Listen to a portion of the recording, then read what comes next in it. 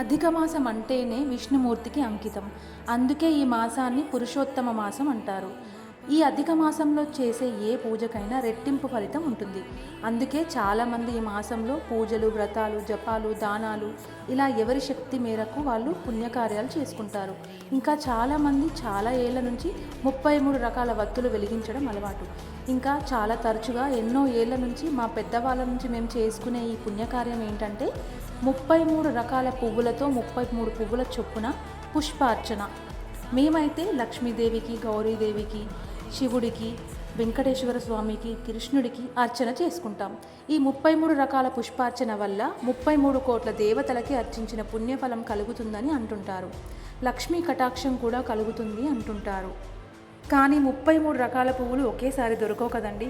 అందుకే ఏ రోజుకు ఆ రోజు ఎన్ని రకాల పువ్వులు వీలైతే అన్ని రకాల పుష్పార్చన చేసుకుంటాం. లక్ష్మీదేవికి అయితే గులాబీలు, మందారాలు, చామంతులు, ఇలా ఎర్రని పుష్పాలు, అలా శివుడికైతే జిల్లేడు, మల్లెలు, మారేడు దళాలు, అలా ఏ దేవుడికి ఇష్టమైన పూలు అలా చేసుకుంటాం.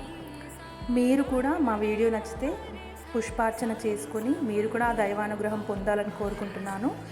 దయచేసి సబ్స్క్రైబ్ చేయడం మర్చిపోవద్దు. మీరు సబ్స్క్రైబ్ చేసుకుంటే మరిన్ని వీడియోస్ చేసుకోవడానికి అవకాశం ఉంటుంది.